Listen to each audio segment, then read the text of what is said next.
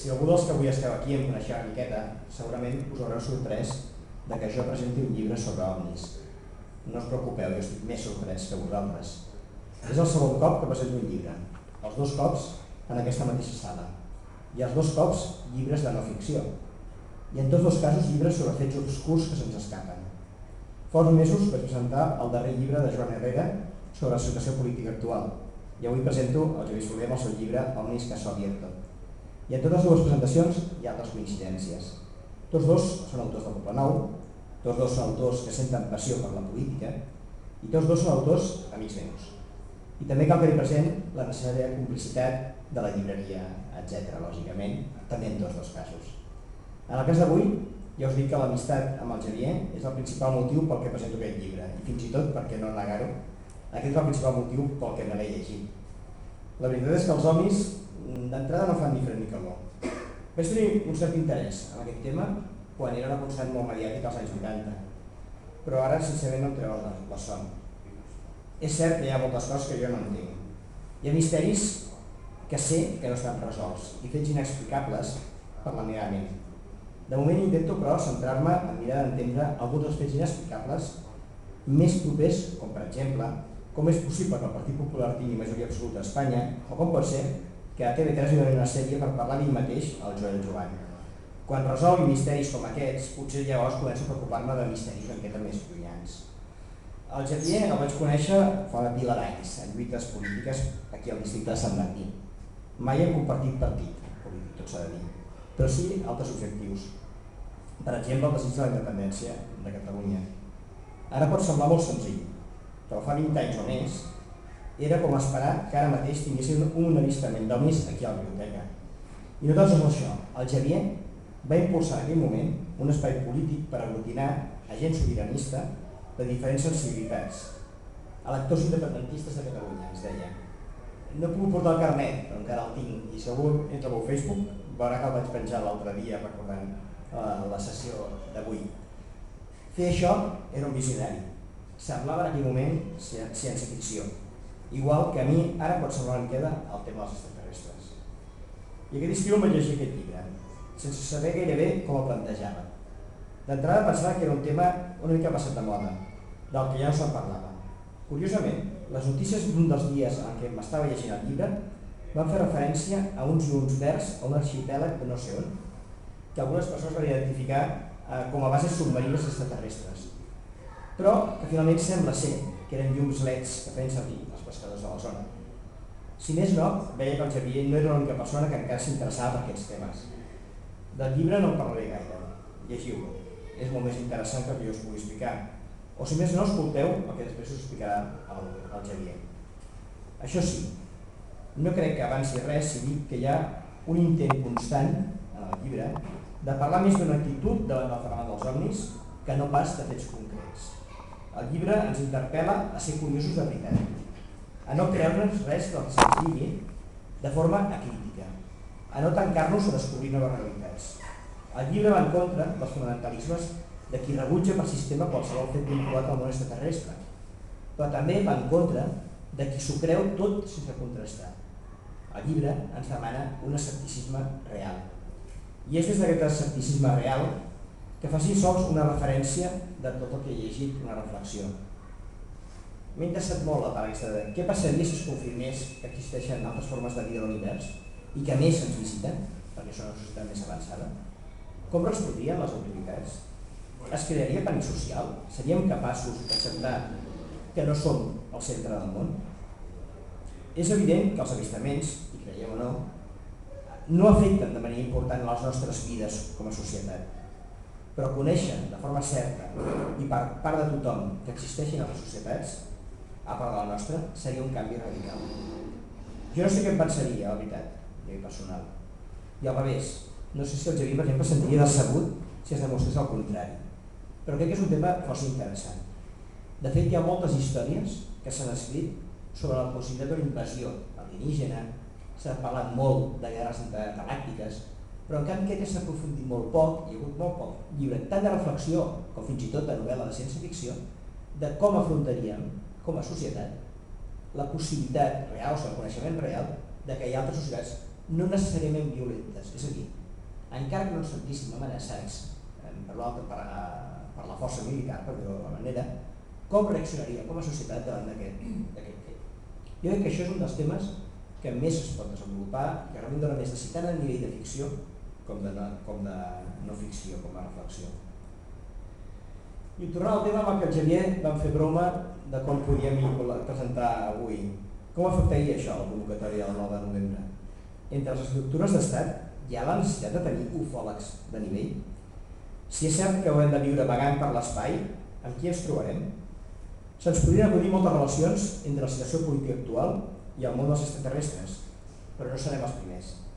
Sempre m'ha sorprès el moviment possatista, no sé si el coneixeu, que parlava d'una societat extraterrestre més avançada que ja vivia en un model comunista.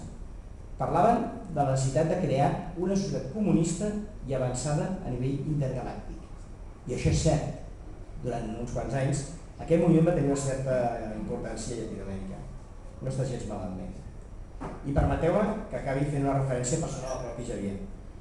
Si un dia confio en una persona experta en temes misteriosos, desconeguts o de fora del nostre planeta, escolliré algú com el Xavier, que a més de ser amic, té una mirada penetrant, una pose molt especial i una veu molt profunda.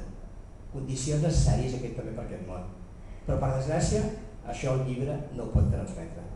Per tant, moltes gràcies, Xavier, per deixar-me avui presentar-te i a tots vosaltres, això, animar-vos a mirar el llibre i sobretot a seguir sent molt, molt curiosos.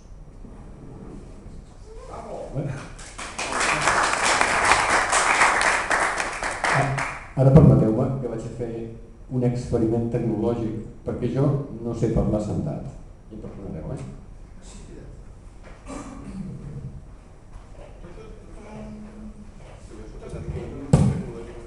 Ara és quan trenquem el micro. No, pateixo.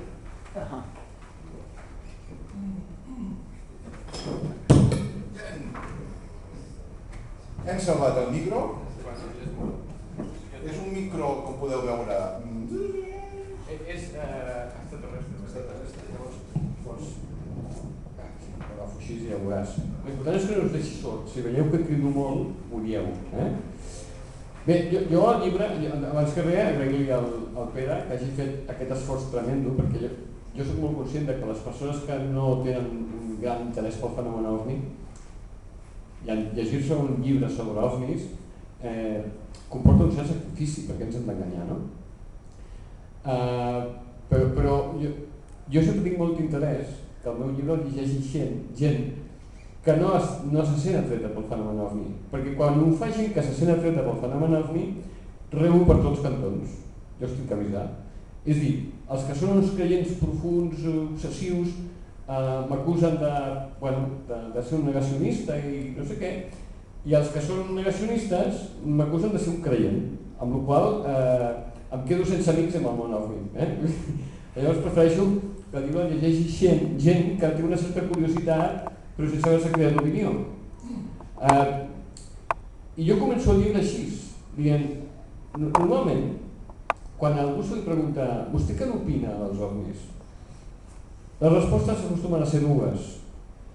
Crec en els OVNIs o no crec en els OVNIs. Això ja denota un acte de fe. És com si a algú li preguntessin «Vostè què n'opina de les margarides?», i aquell contestés «Jo no crec en les margarides». És una resposta absurda. Les margarides hi són. Et poden agradar, poden no agradar-te, pots considerar que se les hauria d'erradicar de la terra o que se les hauria de conservar per sempre més, però no pots creure o no creure perquè hi són. Per tant, negar una cosa que hi és no té gaire sentit. Si no és que hi arribes per una conclusió d'anàlisi científic, és a dir, que tu ets capaç de demostrar que les margarides són una imaginació col·lectiva, per exemple, llavors ho pots demostrar. Llavors pots dir, no, és que les margarides no existeixen. Jo ho sé, o jo n'estic convençut, però no creure, no fer un acte de fe. Doncs amb els OVNIs passa el mateix. I per començar, us avorriré amb unes xifres. Després la cosa serà més animada, però ara us avorriré amb unes xifres. Bàsicament, per començar a pensar si és possible que ens visitin naus d'algun altre planeta o d'algun altre lloc, perquè després ja arribarem a aquest punt. El primer que hem de pensar és que quan el senyor Margallo ens diu que anirem a l'hiperespai, o sigui, vosaltres imagineu-vos la nau interestel·lar Catalunya a velocitat hiperespai. El Margallo ens ve a dir que allà no hi ha res. Bé, el Margallo està una mica mal informat, perquè, mireu, segons els científics, això no ho dic jo, això he agafat unes dades que he trobat a l'atzar, que cada 15 dies te les van ampliant, però bé, jo he agafat les més normaletes i mesurades que he trobat. Es calcula que hi ha 200.000 milions de galàxies. 200.000 milions. Això parlant de galàxies. Però clar, si mirem la nostra galàxia, és a dir, allò que en diuen la Via Làctea, es calcula que n'hi ha entre 200.000 i 400.000 milions d'estrelles. Aquí he posat 400.000, m'he deixat els milions. Total, el càlcul global d'estrelles a l'univers que fan els astrònoms, i ho fan amb la mateixa tècnica matemàtica amb què compten els granets de sorra, que no sé exactament en què consisteix perquè jo soc de lletres, però crec que és una cosa molt complicada, perquè imagineu-vos vosaltres amb un científic comptant els granets de sorra de la platja del Bogatell, per dir-vos alguna cosa. Jo ho trobo molt difícil, però es veu que hi ha un càlcul matemàtic per fer això. Bé, doncs fent aquest càlcul els surt aquesta xifra. Aquest 10 i tots aquests zeros és el que calculen ells que hi ha d'estrelles a l'univers. Però després hi ha un altre càlcul posterior en què prenen en compte el que diuen les estrelles enanes vermelles. No ens pararem a veure què són les estrelles enanes vermelles perquè tampoc no cal. Llavors diuen que poden haver entre 100.000 i 300.000 trilions d'estrelles a l'univers. Heu de pensar que quan parlem de l'univers, parlem d'aquell univers que d'alguna manera nosaltres som capaços d'arribar a visualitzar i que tampoc és veritat, nosaltres el que visualitzem és la llum de les estrelles que arriba al nostre objectiu del nostre telescopi. Perquè m'entengueu, si un dia algú va i apreta el botonet d'apagar la llum del sol, un dia de juliol a les 11 del migdia va un gamberro, pam, i apreta el botonet d'apagar la llum del sol. Durant 8 minuts que el sol encara està encès, vosaltres us seguireu posant morenos. I al cap de 8 minuts s'acabarà la bona vida. 8 minuts és el que triga la llum del sol en arribar a la Terra. Però nosaltres amb el sol apagat durant 8 minuts encara veuríem la llum del sol. Doncs imagineu-vos una estrella que està a 8 o 10.000 anys llum de la Terra. Quan parlem d'anys llum, estem parlant de velocitat, no de temps. És a dir, vol dir que un any llum és estar viatjant durant un any a la velocitat de la llum, 300.000 km per segon. Clar, si parlem de 10.000 anys llum, vol dir que estem durant 10.000 anys viatjant a 300.000 km per segon. Això què significa? Quan veieu una fotografia de la galàxia d'Andròmeda i digueu què maca que és la galàxia d'Andròmeda, penseu que potser, quan vosaltres esteu mirant la fotografia, la galàxia d'Andròmeda fa 8 o 2 segles que ja no existeix. Però els nostres telescopis segueixen captant la llum de la galàxia d'Andròmeda. Aquesta és la realitat científica de l'astronomia, de tot allò de l'estudi de l'espai. Estudien la llum que ens arriba d'estrelles que poden ser-hi o poden no ser-hi. Però seguim desenvolupant això d'aquest hiperespai que segons el Margallo està buit i no hi ha ningú. Bé, agafem un càlcul entremig, ni els 100.000 ni els 400.000, agafem que hi hagi 200.000 trilions d'estrelles i multipliquem que cada estrella, anem a suposar que en la seva òrbita té 3 planetes. Nosaltres en tenim 8, el Sol té 8 planetes orbitant al seu voltant, i hi ha altres estrelles que no en tenen cap. Anem a suposar que n'hi ha 3, de promig, pels que no en tenen cap, pels que tenen 15. Per exemple, Júpiter, si no recordo malament, en té 8. Té 8 satèl·lits, i això es pot aplicar a moltes estrelles. És a dir, que hi ha estrelles que tenen 8 o 9 o 10 planetes orbitant al seu voltant, no? Ens trobaríem que fent un càlcul petitet, baixet, podríem pensar que n'hi ha 600.000 trilions de planetes a l'univers. Penseu per un moment al vostre cap el que són 600.000 trilions de planetes. Intenteu donar-li volum a això i ja veureu que cansa, que un no arriba. Bé, llavors la pregunta grossa d'això, les preguntes que s'esperen d'això és: quants de tots aquests planetes serien habitables? Quants dels habitables contindrien vida?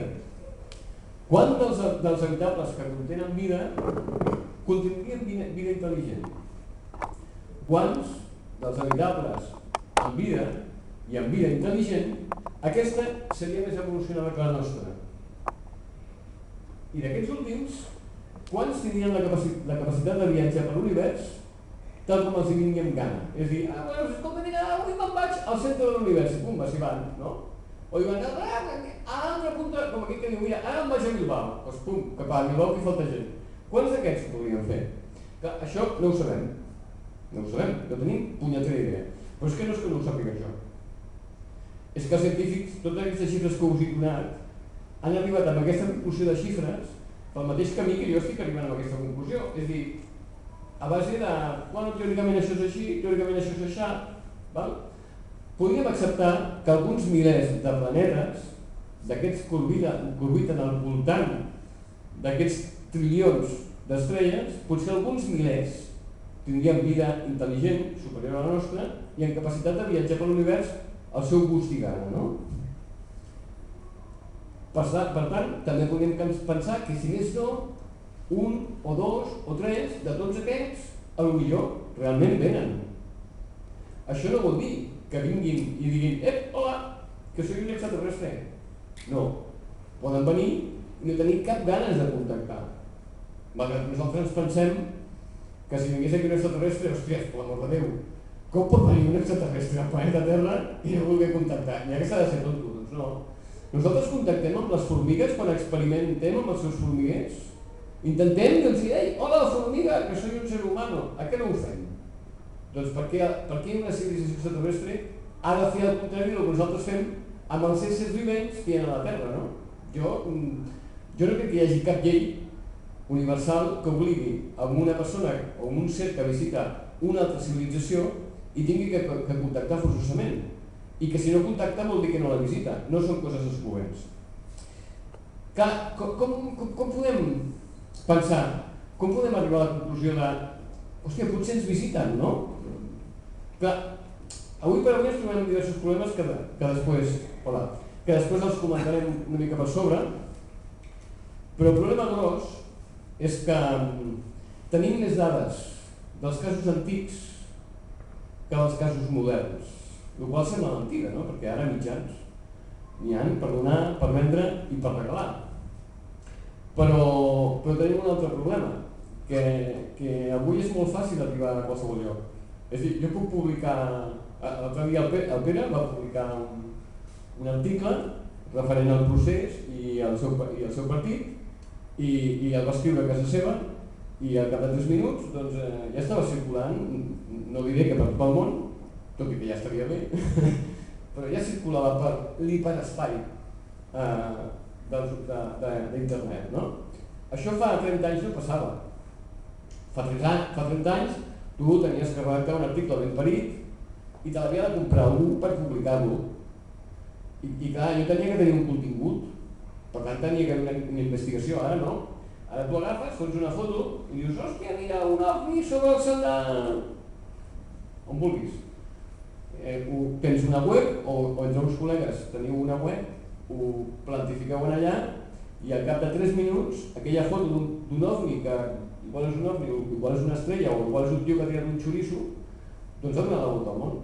I potser, segons com sigui la foto, algun titular d'algun diari d'algun lloc del món l'aconsegueixen, no? Per tant, és més fàcil analitzar els casos antics, per si més no, que tinguem un dubte raonable que ens impedeixi de dir no, aquí segur que no ens visiten ovnis.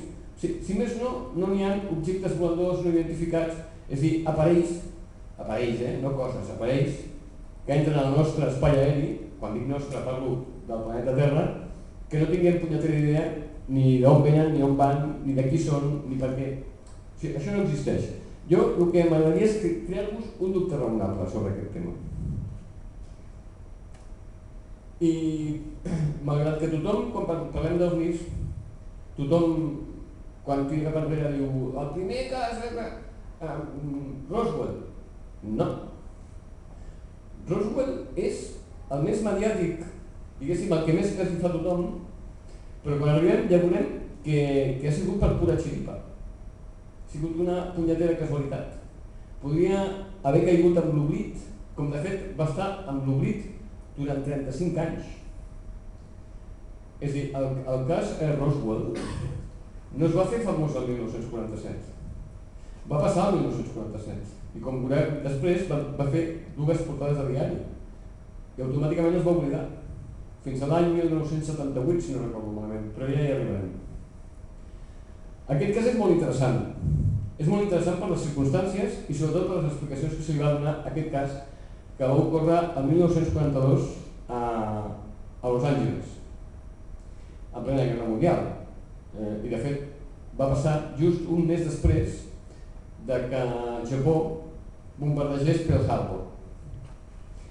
En un moment determinat, un dia del mes de febrer, crec que era, gener-febrer, els radars molt senzills i molt cutres que el 1942 tenien als Estats Units, perquè recordem que Pearl Harbor no es va poder evitar temps perquè pràcticament només hi havia un radar i ningú li feia ni puto cas perquè pensaven que allò era una cutrada que no servia per res. Bàsicament aquest és el problema de Pearl Harbor, entre altres coses. Doncs amb els sistemes de radar tan senzills que tenien els Estats Units el 1942 van detectar un objecte que des del Pacífic s'adreçava cap a Los Angeles. I aquest objecte li enviaven missatges de ràdio i amb un punyetero cas, no? I s'hi van acostant fins que va entrar a Los Angeles. Llavors van sonar totes les alarmes, perquè clar, no era un objecte, no era un avió propi, i per tant, com que els japonesos havien estat fent petites incursions de petits avions que llançaven des de submarins que es podien acostar una mica a la costa americana i des d'allà tiraven amb un bombasso que potser arribava fins i tot a la platja dels Estats Units, doncs van dir, hòstia, mira, aquests han descobert un sistema per entrar als Estats Units. Llavors què van fer? Van alarmar a tots els sistemes de defensa de la ciutat de Los Angeles, van encendre tots els focus antiaeris, perquè com que hi havia aquestes incursions a tota la costa havien col·locat focus antiaeris i defenses antiaèries a les ciutats, van encendre tots els focus i van donar ordre de disparar tot el que hi hagués. I efectivament van disparar tot el que van trobar. Els típics antiaeris, però fins i tot la gent o els soldats van disparar amb la metralladora. O sigui, es va disparar tot. De fet, els únics ferits que van haver aquella nit matinada va ser la gent que li va caure al cap la munició que queia des del cel. La munició que havien disparat als Estats Units, diguéssim, no? Perquè l'objecte aquest no va atacar ningú, però tampoc no va ser derribat. I aquesta és la foto que es va publicar als diaris, que veieu, això són els focus antiaeris que apunten a l'objecte i això que es veu al mig és el presumpte objecte que li podeu intentar trobar una forma, però jo tampoc no m'hi trencaria el cap perquè és una foto de diari de 1942, són els focus que són i és la càmera fotogràfica que és, per tant la distorsió de l'objecte és prou notable com per molt que aquí es pugui veure una semi-imatge del que tenim al cap com un ovni, jo tampoc no li fotaria molt de gas, però efectivament aquesta és la foto de l'època. Com us dic, la parella aquest no es va derribar, la parella aquest va seguir, va creuar tot Los Angeles i va tornar a sortir una altra vegada, se'n va anar per l'oceà Pacífic, no? El més interessant d'aquest cas, a part del misteri de què cony devia ser allò, que no va ser capaç de derribar cap canó antiaeri, són les explicacions que se li van donar. I segur que us sonarà. La primera explicació, una de les més conegudes, de les que més trobareu si busqueu, això és un globus antiaeri. Segur que tots heu vist pel·lícules de guerra i veieu que quan un avió va bombardejar una ciutat, sobretot si és una ciutat industrial, des de l'avió es veuen com uns globus que floten al damunt de la ciutat. És aquest trasto. Aquests trastos estan pensats per situar-los a una certa alçada, o estaven pensats per situar-los a una certa alçada, i que els avions, quan intentaven trobar una alçada de bombardeig, doncs, en algun cas, si tenien sort, doncs s'enganxessin amb els cables d'acer que s'injectaven al globo i això no podia bombardejar sobre s'estimbessin a terra. Bàsicament aquesta és la idea inicial dels globus antibombardeig, a banda de dificultar amb el possible la visibilitat del tio que havia d'apretar el botó de la bomba per bombardejar la ciutat o el que fos. Aquesta és la primera explicació que es va donar, una de les que més èxit han tingut, però, i no sé si ho he recollit aquí, no, hi ha una altra explicació que la vaig trobar a posteriori, que no era de qualsevol, l'explicació la va donar el secretari de la Marina dels Estats Units a l'any 1942, al cap de 4 o 5 dies d'una setmana que es produís aquest incident. Que ell ja no parlava del globo aquest antiaeri que s'havia desamarrat des de Spiridon, havia passat flotant per sobre la ciutat de Los Angeles, l'havien estat disparant de tot, i tot i que són globus amb gas, ningú l'havia encertat, ningú l'havia pogut arribar, tot i que anava amb una alçada, com hem vist, una alçada fàcil de disparar i que a més havia sortit a l'altra banda del mar tranquil·lament. Això ho desestimava. Llavors l'explicació que va donar el secretari de la Marina dels Estats Units és que en realitat allò el que eren avions civils que havien estat segrestats com pinxes dels japonesos per intentar estavellar aquests avions civils a la ciutat de Los Angeles i crear el desànim entre la població dels Estats Units. No sé si això us sona d'algú, que l'enemic segresti avions civils i els estavelli contra objectius civils als Estats Units, perquè em sembla que el 2000 poc alguna cosa d'aquest tipus ja va passar, no? Bé, després d'això tampoc no va venir Roswell, que és el que tothom recorda com el primer. Va haver un senyor que es deia George Adamski, que va néixer el 1891 i va morir el 1965, que ja poc molt després de la Segona Guerra Mundial deia que ell estava en contacte amb venusians. Què voleu que us digui? És així. I inclús uns anys després va fer una foto de l'OVNI aquest dels venusians, que no sé si és la següent diapositiva, és això. És això, aquesta foto que l'haureu vist 1000 vegades. 1000 vegades haureu vist que es representen els ovnis d'aquesta manera. Doncs el culpable no és qui tothom diu que és, que ja hi arribarem, amb aquest presumpte culpable que en realitat és innocent, sinó George Adamski. El que té de bonic George Adamski, el que té de bonic abans que sigui contactat i hagi tret aquesta foto, per cert també hi ha la foto dels venusians, el dibuix, la foto dels venusians, no. El dibuix dels venusians, que més o menys, aquest és Adamski, i al costat és un dibuix a tamany persona, més o menys, del que seria un venusià. Com veieu, són gent alta, guapa, rossos, ulls blaus, ben pareguts.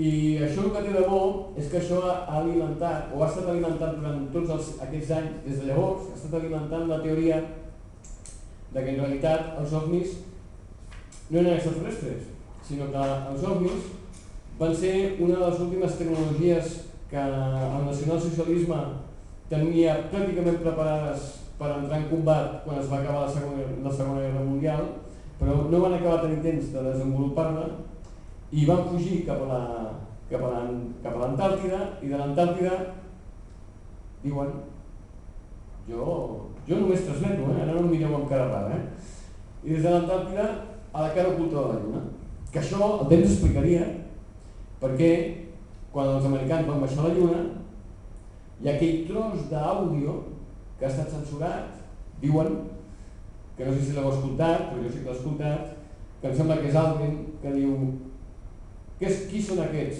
Què fan aquí? Què volen?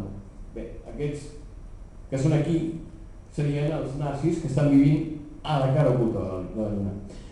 Jo us dic que això ha alimentat aquestes explicacions perquè si amb aquest venusià li talleu el cabell i llegiu la descripció del senyor Adamski, doncs efectivament és el que Hitler diria un ario puro, ros, ulls blaus, 1,70 m, 1,80 m, ben plantat, un alemany, no?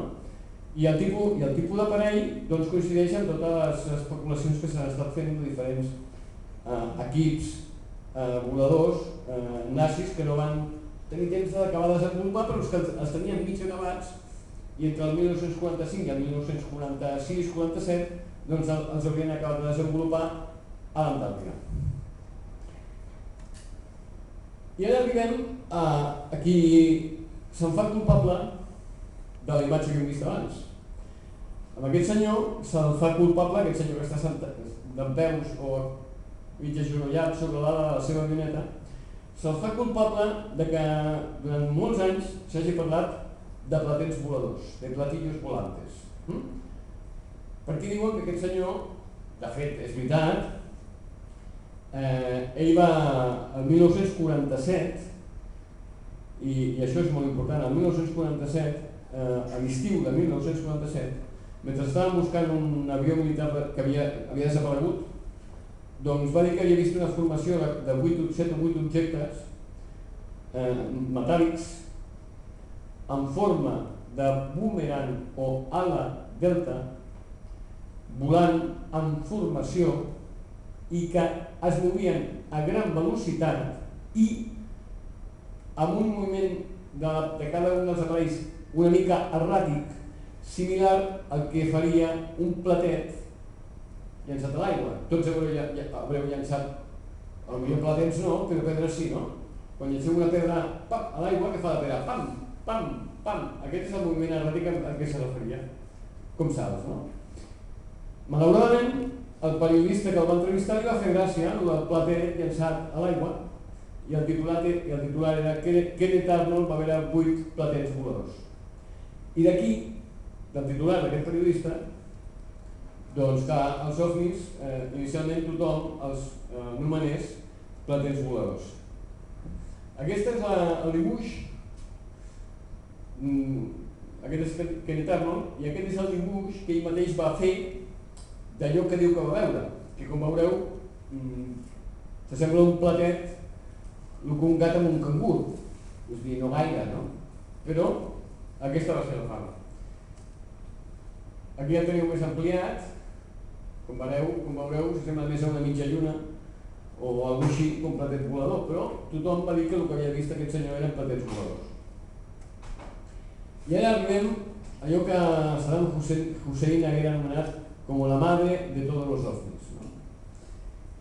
El 1947 alguna cosa va passar al desert de Nou Mèxic i procuraré no extendre'n gaire perquè porto molts mesos intentant recabar informació. Hi ha coses absolutament curiosíssimes sobre l'incident OVNI que em portarien a estar aquí 3 o 4 hores explicant-vos totes les curiositats inacabables que hi ha sobre els humans implicats en l'incident Roswell. Només dir-vos que tots els implicats, almenys tots aquells dels que hi ha informació, perquè ens entenguem, del militar que era del servei d'informació, és a dir, de l'espionatge de la USAF, no hi ha cap informació, i del tipus del servei de contrainformació, és a dir, de l'espia d'espies, encara n'hi ha menys. Ni data de naixement, ni data de mort, ni graduació, ni fotografia, ni aspecte, res, només hi ha el nom. I jo vaig trobar una foto quan el pobre senyor ja tenia 85 anys i és l'única cosa que vaig ser capaç de trobar d'informació a banda del nom, que igual fins i tot és fals, no se sabe, no? Però bé, l'important d'aquest tema és que això va passar just entre una setmana i 10 dies després que el senyor d'abans digués allò dels ovnis. A Nou Mèxic, en un ranxo de Nou Mèxic, es va estavellar alguna cosa. El granger estava dormint una nit, estava dormint en una caseta a la porta del ranxo. Vull que us imagineu un ranxo als Estats Units, un ranxo d'ovelles, ranxo d'ovelles, no penseu en plantacions, no, un ranxo d'ovelles al mig del desert de Nou Mèxic, un ranxo molt gran i una caseta perquè es quedés a dormir al ranxo, que no fos l'amo, que fos un treballador, una caseta de fusta, al mig del desert, al costat de la porta del ranxo, i aquell tio estava allà dormint una nit i va sentir un badabumba d'aquells que dius, hòstia, què ha passat? No? Tots diuen, hòstia, què ha passat? Bé, el tio no va veure res, va seguir dormint i el dia següent va dir, calla, va agafar les ovelles i va dir, ja que tinc que anar que les ovelles mengin l'herba que puguin trobar, vaig a veure si trobo què ha passat. No? Llavors el tio es va trobar una escampada de, el que ell va identificar com a peces metàl·liques i altres coses no identificades, i que a més les peces metàl·liques inclús tenien la virtut de que ell les doblegava i al cap de pocs minuts tornaven a la seva forma original, trencades, però la seva forma original. No? Bé, aquest senyor va parlar amb la ràdio local i amb el xèrif i van dir, hòstia, tu has de parlar amb la base aèria, perquè això, hòstia, igual és una aviació que s'ha estrellat o alguna cosa, no, avió d'ells no pot ser, perquè és molt raro. Total, que van trucant a la base aèria i la base aèria i la visiten les restes un coronel al cap de la base, un tinent, servei d'informació, és a dir, espionatge, i servei de contrainformació. Aquests 4 individus feia al voltant de 4 anys que servien junts a l'exèrcit de l'aire. Van servir durant la Segona Guerra Mundial, van servir i van participar en el desenvolupament i bombardeig de la bomba atòmica de Hiroshima i de Nagasaki, van servir junts a l'atol de Bikini, on els Estats Units van fer proves atòmiques, i servien junts a la base aèria de Roswell perquè era la primera base aèria nord-americana que tenia bombarders en capacitat atòmica de llarg abast. És a dir, eren els bombarders més moderns que tenien els Estats Units en tot el territori americà. Bé, doncs aquests senyors, que eren uns qualsevons, que eren uns tios que estaven curtits, que havien participat en guerres, que estaven cansats de veure avions de tot tipus, dels seus i dels altres, van anar allà i, hòstia, així, a primera volta feia massa sol, estaven deslumbrats i van dir, hòstia, això no sabem què és. Nostre no és. I dels altres que nosaltres sapiguem, tampoc. És més, això no és d'aquest món. Clar, automàticament el coronel fa un comunicat que diu, que lo sepa todo el mundo, que als Estats Units hem capturat un alfito, són més xulos que ningú. Aquest comunicat li entreguen al diari local, al Roswell Daily Record, i bomba, automàticament portades a tot el món. El gran revuelo internacional. La base aèria de Roswell depenia jurisdiccionalment d'una altra base que no està a Nou Mèxic, que està a Texas, que es diu Fort Worth. Allà, aquella base demanava un general, el general Ramey, que jo no sé si l'havien informat o no l'havien informat, o si el dia que el van trucar per demanar permís per publicar això el van agafar fent la migdiada o alguna cosa. Total, que el tio es va escagarrinar. 24 hores després, el general Ramey desmenteix l'OVNI de Roswell. Què havia passat? Perquè els tios que van anar a recollir totes les restes que amb un avió de càrrega flatat d'emergència des de Fort Worth fins a Roswell, tots els que van anar a recollir totes les restes, que no quedés res, fins i tot van girar els particulars perquè ningú s'hagués quedat un trosset d'algú, eren els mateixos que 48 hores abans, deslumbrats pel sol intens de Nou Mèxic, no havien sigut capaços d'identificar el què.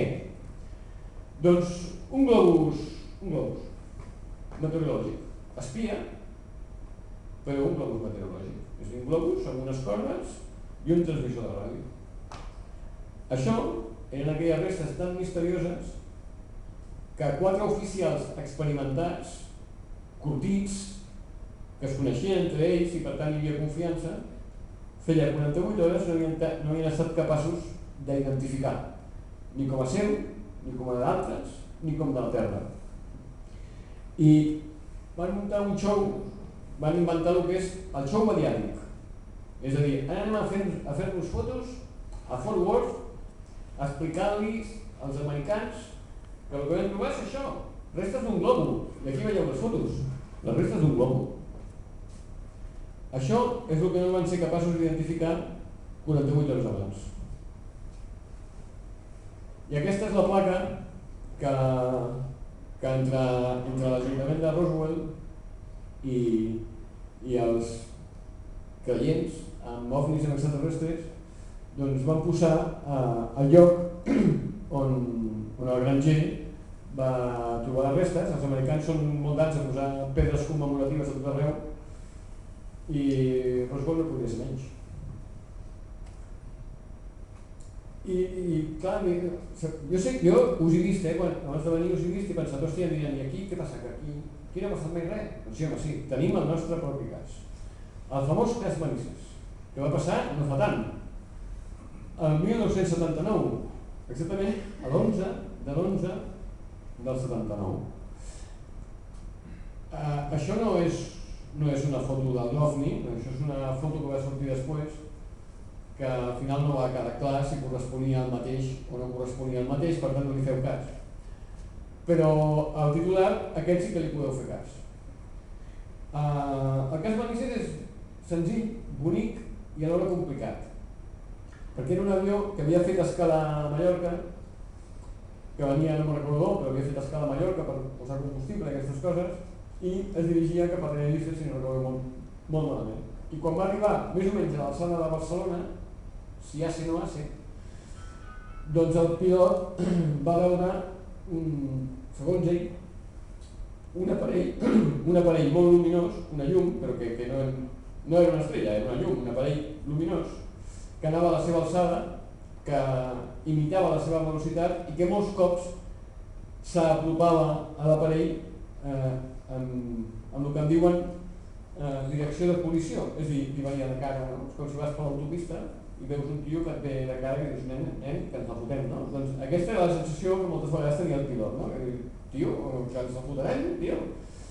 Clar, el tio es va posar en contacte, com no, amb la torre de control de València, que en aquell moment era el que més a prop tenia, i hem vist que aquí era el loco, quin era el tràfic que hi havia en aquell moment a la seva alçada, que ell no el podia identificar, i a València li van dir que no hi havia cap tràfic, que de què estava parlant. I diuen, pues un tràfic que hi ha aquí. Això no m'ho estic inventant, això no ho deien així, perquè són gent molt seriosa, però podeu trobar, la conversa via ràdio la podeu trobar a internet amb molta facilitat, només teniu que posar Caso Manises i trobareu un vídeo que és una foto fixa en el que està la conversa que es va gravar a la torre de control entre el pilot i la torre de control. Que el tio estava, mantenia la sanitat, però estava dient que allò no anava bé, que aquell aparell corria quan volia, es parava quan li anava la gana, que sempre imitava la seva alçada, que moltes vegades per ell posava el perill de seguretat de l'avió i que la cosa no anava bé. Total, que al final el tio va dir, despéjenme la pista que voy para allá. Y le van a decir, joder, tan grave es esto, y digo, sí. ¿Quieres que llame a defensa aérea? Digo, hombre, claro, pero yo aterrizo. I de fet el tio va aterrar, no? Sembla ser, els testimonis diuen que sí, que gent del mateix aeroport de València va veure aquest ajuntament. Fins al punt que va haver un moment en què a l'aeroport van encendre les llums d'aterratge de les pistes, no per l'avió. No. Sí, perquè veien una llum que s'acostava i van pensar, coño, un avió que viene. I no. Era una llum que no venia, estava per allà. I era el mateix OVNI que el pilot feia. Total, que va la defensa aèria, aquest és l'avió en qüestió i de la companyia en qüestió que no existeix, que és un supercaravel de transportes aèreos espanyoles, una companyia que se'n va anar al carajo, com a moltes, diguéssim, i automàticament van enviar aquests 600. Van dir, va, tio, ententa tu amb aquella llum. I el tio, aquest tio és viu, encara concedeix entrevistes, i si algú de vosaltres ha vist Quartos Milenios o coses d'aquestes que circulen pel món, l'han entrevistat més d'un cop. I el tio encara segueix filmant el que va dir en el seu moment, tio va desplegar i de moment no ho trobava allò, saps? No lo encuentro yo esto. I de cop i volta digo, calla, te'l tinc. I el tio, pam, feia la tope, no? I no hi havia forma, és a dir, si la llum aquella anava a maig 1, ell es posava a maig 1, maig és la velocitat del so, maig 1, doncs allò es posava a maig 2. Si ell es posava a maig 2, allò es posava a maig 3. I no hi havia forma humana. I el més xungo del cas va ser que, com tots sabeu, si heu vist pel·lícules, imagino que sí, pel·lícules de guerra, d'aviació, doncs sabeu que en aquell cas era una mica més rudimentari, però ja era així, que quan als avions hi ha un altre avió que els enfoca els radars de l'armament per apuntar, amb els cascos del pilot, des de la ràdio del pilot sona una alarma, pip, pip, pip, pip, pip. Ho heu vist moltes vegades, no, les pel·lícules, això? Bueno, doncs li va passar això. Quan estava perseguint, de cop, els cascos va començar a fer pip, pip, pip, pip, pip, i merda, ara aquest tio derriba. El tio va treure el peu de l'accelerador i va dir, nen, que jo me'n vaig cap a casa. I se'n va anar cap a casa. I tot això, que pot semblar, això és ciència-ficció. No. Tot això podeu trobar els documents desclassificats que es van fer públics. De la conversa per escrit amb el segell del glorioso Ejército del Aire, ho dic així perquè jo hi vaig servir i l'himne ho diu, glorioso Ejército del Aire, per això ho dic així, no per res més. Amb el segell de l'Ejército del Aire, amb tota la conversa que va mantenir el pilot del Caravel amb la base i més informació. Fins i tot està en espanyol, és una cosa que està en anglès, que és molt curiosa perquè una de les explicacions que donen els grans savis que ho expliquen tot és que el pilot, en realitat, el que va veure va ser això. I em diu, però què? Esto què és? Això és una central tèrmica d'un poble que es diu Escombreres, que està a Múrcia. Està una mica lluny de València, però dius, home, des de 10.000 metres pot colar. Clar, això, quan estan secs, es veu que treu unes flames de collons, no? I com que era de nit, doncs clar, aquestes flames es reflectien als núvols, no? Seguiu, no, la idea? Llavors els pilots, que estaven histèrics, pobrets, mentalment estaven fora de si, doncs aquest reflexe de les flames, de les xumanelles, d'Escombreres a Múrcia, doncs el pilot del Caravel li va fer la impressió que li venien a sobre, no? I el pilot del Mirage F1 doncs li van fer saltar les alarmes del... Clar, però això no podia ser. Que les flames d'Escombreres fessin saltar les alarmes de la detecció d'armament, això no podia ser. Llavors, clar, calia trobar una altra explicació, perquè clar, si no la cosa quedava molt malament, no? Llavors ho van trobar de seguida, van dir, ja està, la culpa dels americans. Els americans, que sempre tenen la culpa de tot, doncs la culpa és dels americans. Llavors van dir que això va ser a causa de que com es diu? La flota americana mediterrània, que és la 6a o la 7a? La 6a. Jo, gràcies a vosaltres, ei, gràcies. Doncs la culpa va ser de la 6a flota que estava fent proves casualment al port de València. I les proves que estaven fent era de la interceptació de les comunicacions de l'enemic. És a dir, perquè ens entenguem, els desgraciats dels americans, per no dir una altra paraula més gruixuda, estan al port de València interferint les comunicacions a tot i pleni, és a dir, a lo que haya,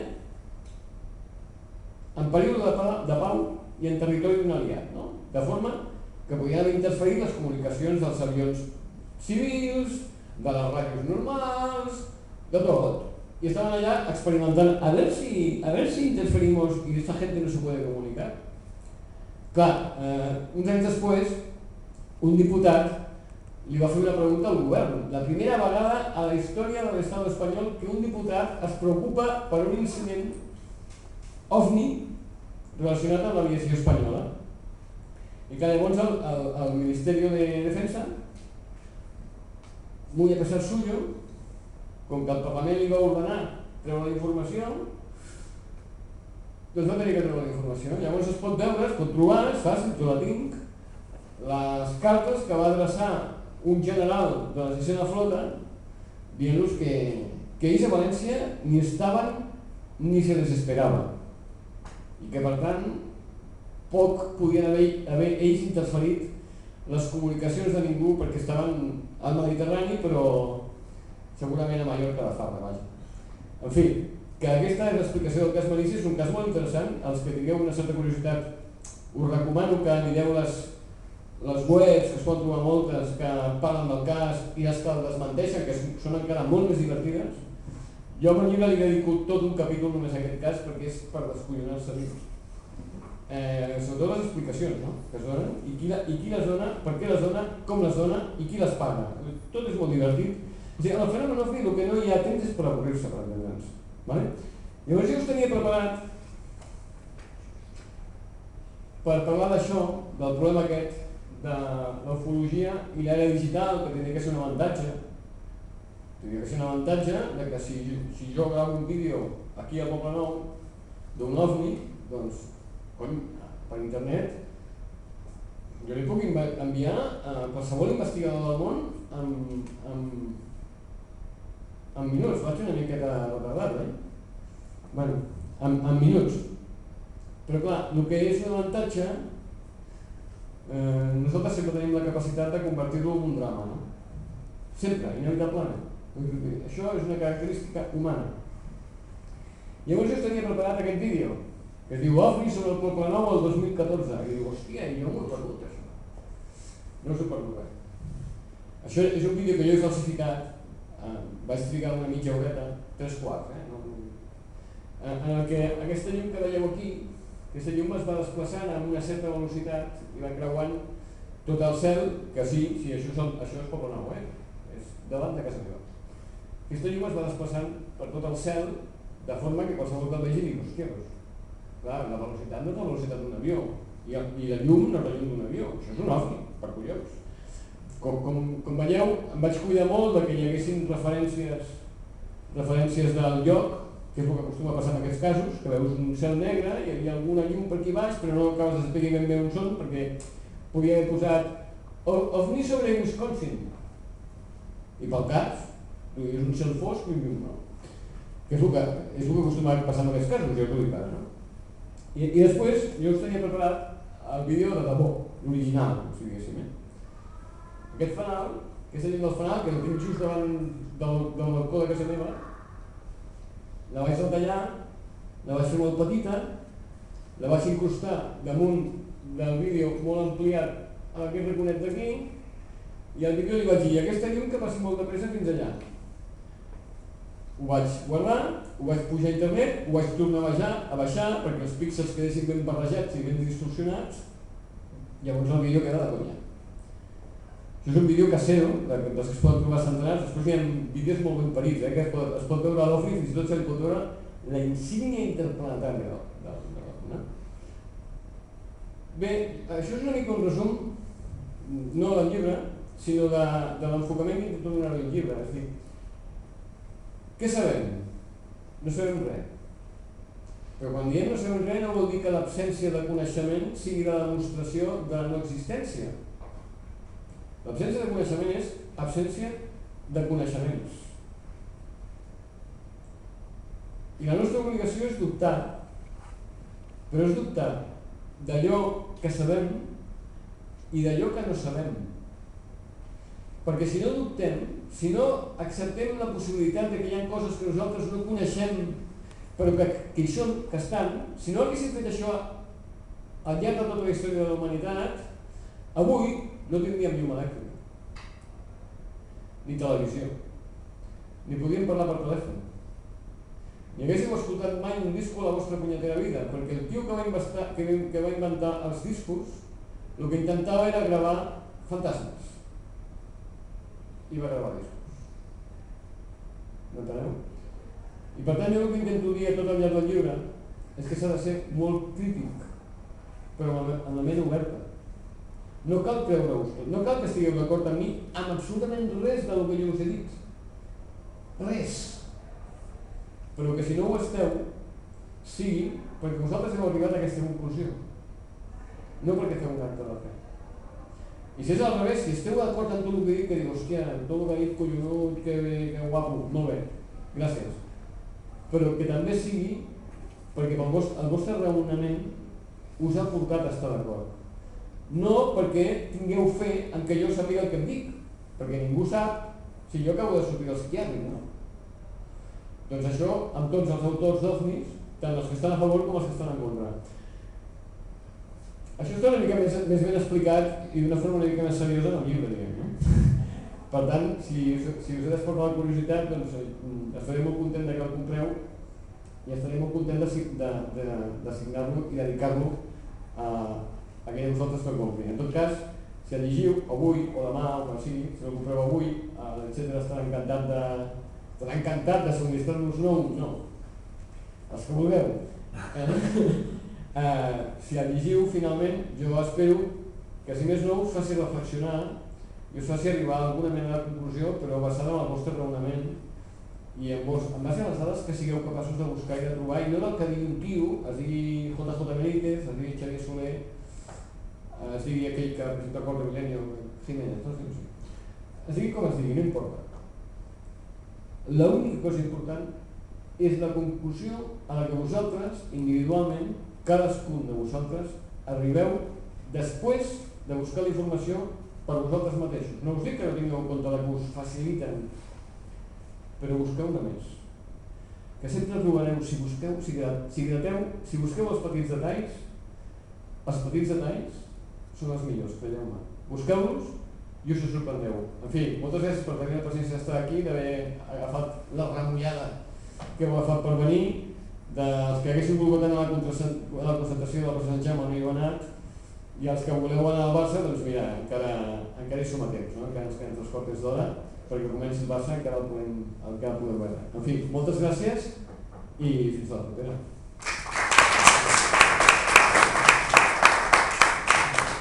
Un comentario, por favor. Sí. Un simple comentario. Un astrofísico inglés del siglo pasado, Fred Hoyle, lo debe conocerse. Bueno, le preguntaron una vez si llegaría la humanidad a comprender lo infinitamente grande y lo infinitamente pequeño, las partículas subatómicas, todo eso. Y contestó simplemente: somos demasiado grandes para comprender lo infinitamente pequeño y demasiado pequeños para comprender lo infinitamente grande. Aquí se ha publicado hace un momento una cifra de trillones que, aunque hubieran 6 o 20 ceros más, no nos cabe en el coco. No nos cabe porque es imposible comprender una partícula subatómica. Por más que nos esforcemos, no podemos entender. No, porque está fuera de nuestra capacidad mental, digamos. En tiempos de Colón, en la Edad Media, vaya, en Europa se creía que el Atlántico estaba lleno de monstruos, que meterse allí era el mar tenebroso, monstruos gigantes que engullirían las naves. ¿Por qué? Porque la humanidad, cuando no conoce una cosa, se inventa enseguida, se inventaron dioses, se inventaron influencias extraterrestres, y ahora vamos a lo actual. El famoso rancho de Roswell, aquello, nadie me quita de la cabeza que fue un bluff, como dicen en América, un bluff, porque en plena guerra fría con Rusia, y que Rusia había cogido la delantera en los platillos, en los satélites, el Vostok, el no sé cuántos, el Sputnik, etc. Norteamérica quiso hacer, ya sabe usted que la CIA no se anda con bromas, no tiene pretensiones de moral. Las mentiras en tiempo de guerra son verdades consagradas. Lo de Roswell, incluso me acuerdo que salió ya con aquí que había censura en aquellos tiempos, claro. Se dio como oficialmente en el gobierno de aquí que filtró o se publicaron incluso unos hombrecillos que parecían de plástico y la declaración de aquel señor que dijo que en la noche vio unas luces de colores, una especie de aparato raro. En tiempos de guerra, de Guerra Fría, todas las trolas hay que creérselas el que se las crea. Y la gente de América que quedó tan descontenta, que se vio que le tomaban el pelo, que cuando fueron a la luna, que esta vez es de verdad, también creyeron que era un montaje fotográfico, la bandera que ondeaba, donde no hay aire, la sombra estaba mal enfocada. Yo entiendo su razonamiento, pero me tengo que poner un pero, solo uno, ¿eh? Sí. En lo del principio totalmente de acuerdo, en lo de lo grande, lo pequeño, totalmente de acuerdo. En el tema Roswell tengo que poner algunos peros. Primer pero, al pobre granjero, los americanos, los militares, lo tuvieron 7 días custodiado como si fuera un criminal. Al granjero, que con todos los restos, 7 días custodiado como si fuera un criminal. El sheriff de Roswell nunca más volvió a presentarse como sheriff para Roswell. El granjero dejó de trabajar en el rancho y abandonó las tierras y se puso una tienda de recambios de electrodomésticos.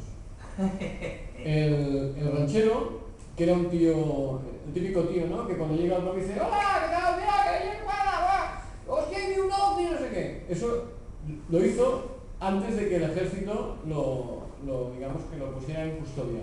Después se volvió un tío taciturno, no hablaba con nadie. Iba al bar, se tomaba su café o su whisky o lo que fuera y piraba. Y cuando alguien le hablaba de los ovnis, lo enviaba a la mierda y se iba corriendo.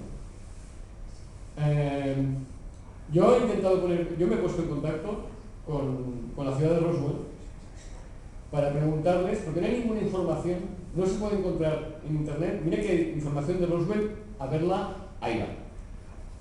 Bueno, yo reto a cualquiera de los que están aquí y a sus familiares, amigos, conocidos, jefes, subalternos, en fin, a quien queráis, Sí. que encuentre en internet la fecha de nacimiento y de muerte del sheriff de Roswell. A ver si alguien es capaz. Aquello seguramente era un secreto, una materia reservada. Con la fecha de nacimiento y de muerte de un sheriff. Un sheriff no es un militar, un sheriff es un cargo civil. Un sheriff es como el policía municipal del barrio. Es lo que es un sheriff. Lo único que lo eligen democráticamente, cosa muy fea, lo eligen democráticamente sus ciudadanos. Bueno, pues yo me puse en contacto con la ciudad de Roswell. Pues hay millones de personas que no creen en que se haya pisado la luna. Bueno, eso ya cada uno allá con lo suyo. Yo me puse en contacto con el condado donde está la ciudad de Roswell, para preguntarles datos del sheriff de Roswell. Ellos derivaron mi pregunta al actual sheriff de Roswell. Y el actual sheriff de Roswell me contestó diciéndome, me lo contestó no por un mail normal, me lo contestó vía mi página web, ¿vale? Porque así no quedaba registrado en el correo de la oficina del sheriff de Roswell. Me contestó dándome el año de nacimiento y el año de muerte, y diciéndome que si podía, intentaría ponerme en contacto con los hijos, con el marido, creo que era de la hija del sheriff de Roswell, porque todos los demás habían muerto. Pero que era muy difícil que pudiera contactar conmigo, porque tenía absolutamente prohibido que hablase con cualquiera del tema de Roswell. Hoy, en el año 2014. Aquí hay gato encerrado. Pero ¿para qué te inventas un bluff? Para luego no darle... El caso de Roswell se hizo famoso en 1978.